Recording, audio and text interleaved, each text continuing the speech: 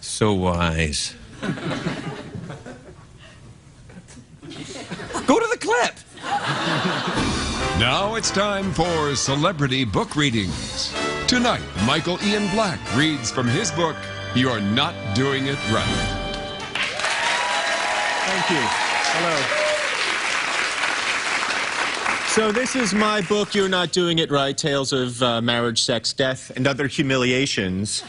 And I will read a little bit from it. To this point in the book, I've met my wife, and we've decided to have a baby, and then it took a little while. Now we finally had a baby, and the baby is awful.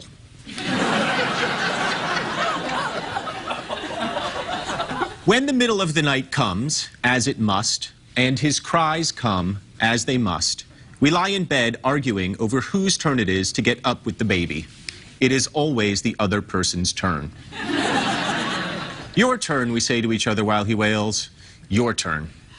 10 or 20 minutes might go by like this, neither of us willing to move, the tension growing between us with each wailing exhalation. They say if you just let babies cry, they will eventually cry themselves out. This is not true. Not only will babies not cry themselves out, but the act of crying actually slows down time itself. Finally, one of us surrenders, throwing off the warm blankets so as to let as much cold air into the bed as possible. I hate you, she will say to me, or I will say to her, and it won't be said in a whimsical, aren't we cute, Ally McBeal sort of way.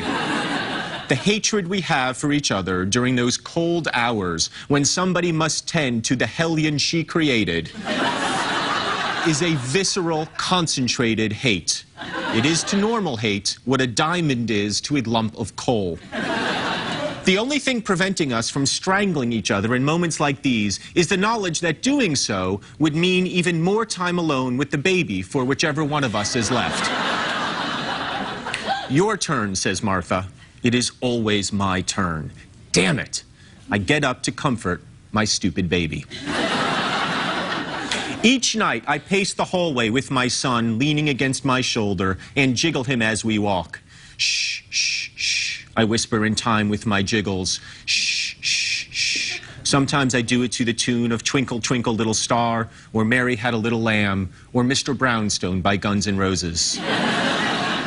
Constant movement helps. Constant movement and Martha's boobs, which are sore from overuse, her nipples tender and stretched out. They're starting to look like cocktail wieners. As an aside, I should tell you that when I wrote this and I showed it to my wife, she read it and she said, could you please take out the part about my nipples looking like cocktail wieners? And I said no.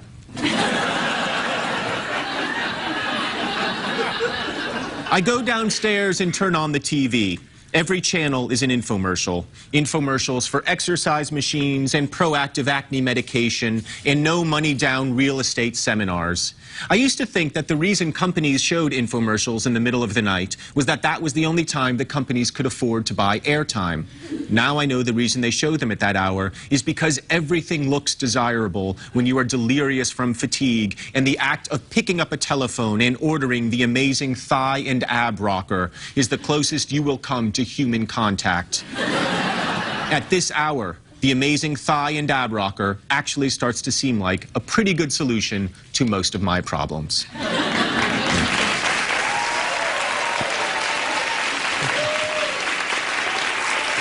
Thank you.